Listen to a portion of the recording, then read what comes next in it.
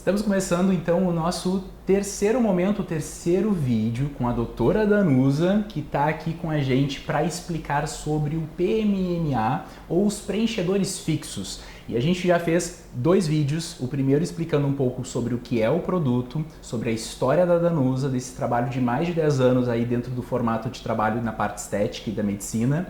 E também no segundo, a gente abordou um pouco mais sobre a relação de que partes do corpo a gente pode utilizar essa técnica. Então, se você tiver curiosidade, perdeu, dá uma olhadinha, tá aqui nos salvos, ali no IGTV, para que você possa também conferir esse material.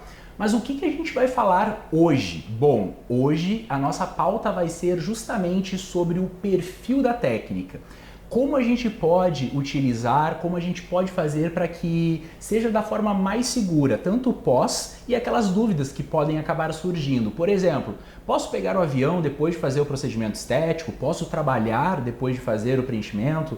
Posso fazer atividade física, sim ou não, em quanto tempo? E para responder essas perguntas, lógico que vai ser a Danusa, com a expertise dela, que é uma pessoa responsável aí por vários glúteos, não só glúteos, e todas as outras partes que ela falou lá no segundo vídeo. Então já fica lá e confere.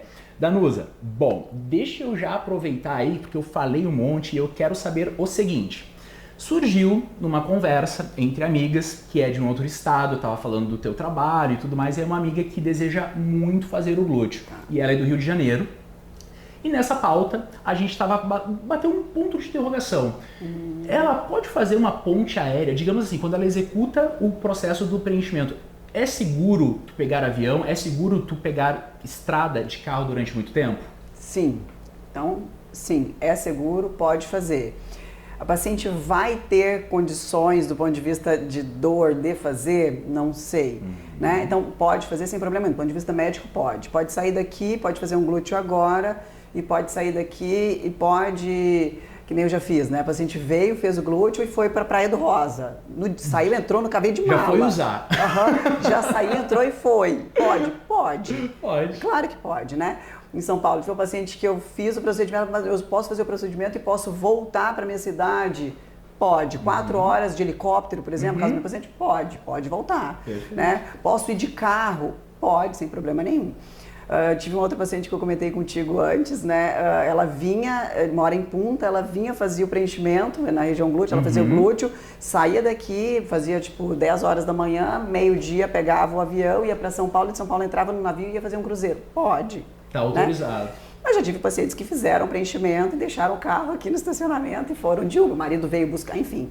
Né? Então, assim, do ponto de vista de saúde, pode. Né? Mas de dor, sensibilidade individual. Individual. Perfeito. Né? Isso aí. Perfeito.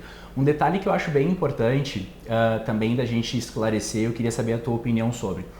Existe características individuais de pessoa para pessoa com relação ao retorno às atividades físicas ou não?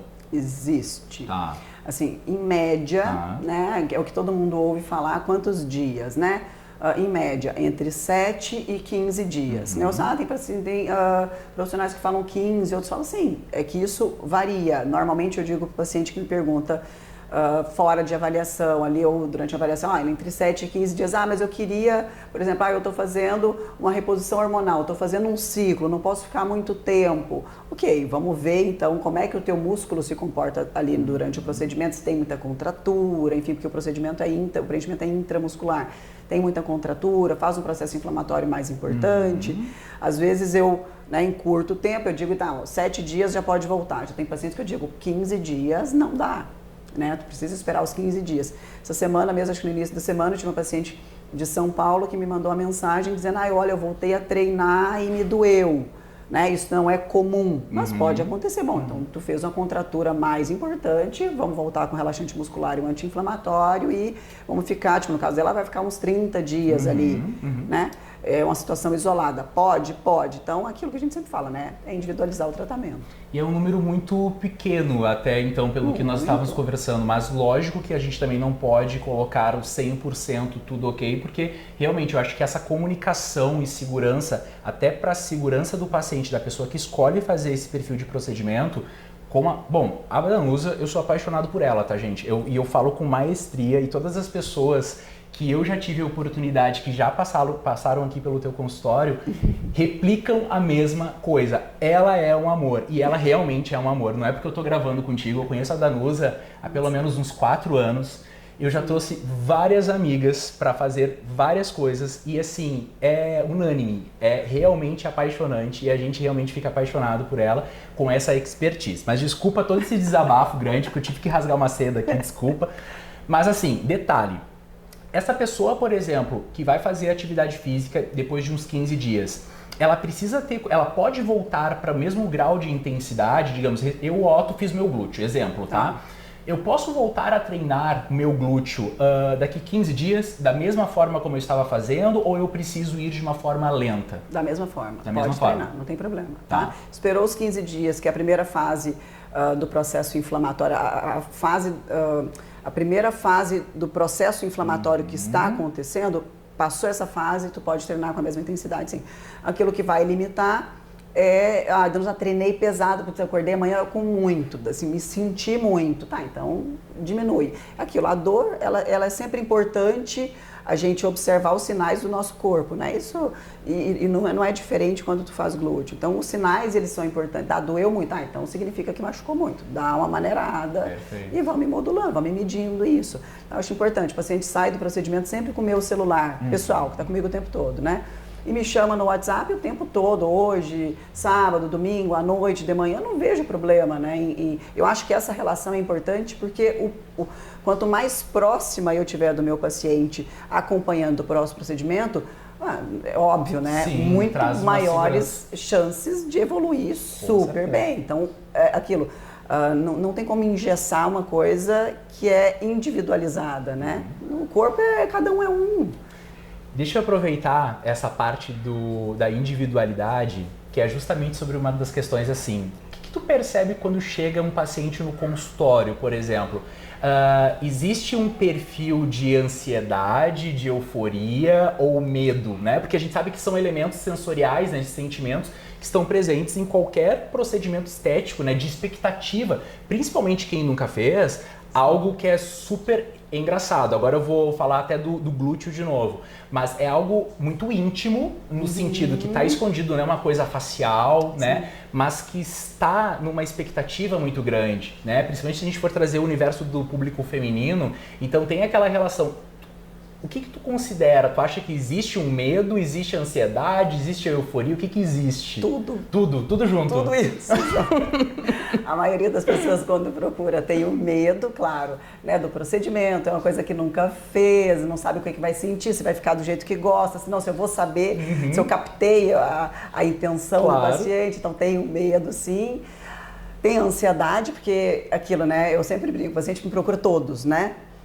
Querem me ver uma vez só, não querem voltar, não querem me ver nunca mais. Querem me ver, olha, tu tem uma chance de acertar e é hoje. Só hoje. Né? E acerta, gente. o melhor é que ela acerta, tá? Não, mas, ai meu Deus. E tem esse medo, tem a ansiedade e a vontade, né? Tudo junto. Então, isso eu brinco que é uma coisa que atrapalha um pouquinho. Então, normalmente, a primeira avaliação eu sempre quebro isso. Ó, tu não vai me ver uma vez, né? Não vai ser só hoje, tu vai voltar daqui a 30, 45, 60 dias pra gente revisar. Eu particularmente prefiro fracionar. Então, tô avaliando o Otto precisa fazer um preenchimento de glúteo, o Otto precisa de 300 ml, 150 em cada lado, suponhamos, tá?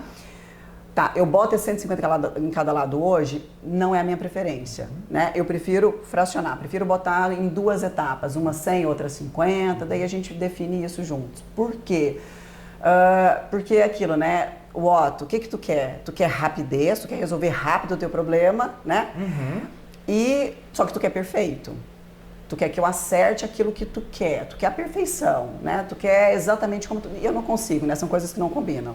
Né? A agilidade, a rapidez não combinam com a perfeição. Não combina e ponto. Então, eu quero, e eu sou perfeccionista no meu trabalho também, né? E qual que é a perfeição? Não é o meu gosto, né? Não é o meu gosto, é o teu gosto, é o teu corpo, né? Aquilo que harmoniza em ti. E para isso a gente vai ter que experimentar, a gente vai ter que botar um pouco, ver e aí fazer um retoque para definir se vai ser mais altura, se vai ser mais projeção, se vai ter que corrigir alguma coisa.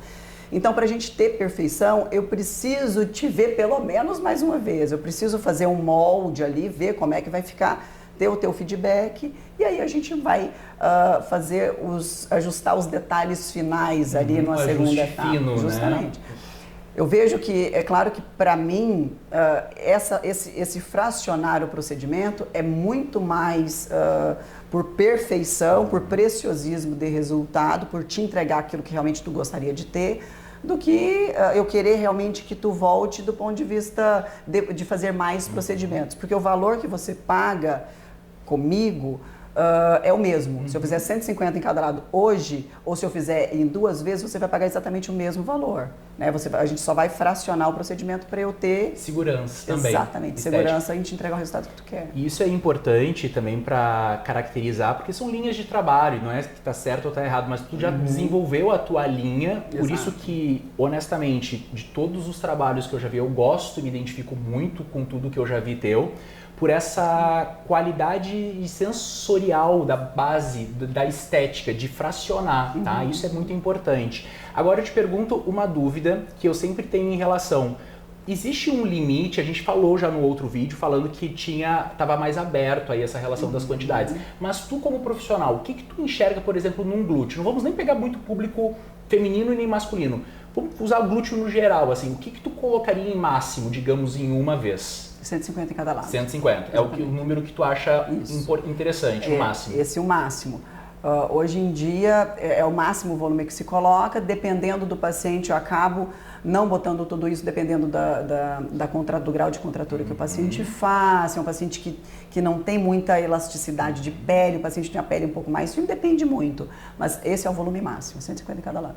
Bom, e tu já trouxe aí uma pauta que é sobre a nossa quarta parte, que vai ser na próxima semana, que a gente vai falar de alguns casos clínicos, sem expor o nome de ninguém, mas a gente vai falar de casos clínicos que são muito importantes, porque tem muitas dúvidas que eu percebo também em relação ao preenchimento, que é a parte de celulite que a gente vai falar, flacidez de pele, pessoa que já foi obesa pode fazer, será que traz bons resultados? Quem são essas pessoas e o que pode melhorar tanto no seu emocional, porque a gente não pode esquecer que a estética não melhora só a parte e a aparência física, mas muito o emocional. Então fica o convite aqui para vocês para que a gente faça aí o encerramento na próxima semana dessa websérie com a super doutora Danusa da Clínica Legera aqui de Porto Alegre, para que vocês conheçam um pouco mais profundo sobre esse trabalho tão incrível, tão maravilhoso que ela faz aí basicamente há mais de 10 anos. Danusa, obrigado. Obrigada. Fica o convite, compartilhem, mandem aí, marquem os amigos, porque é super importante para a gente levar a informação para todos nós.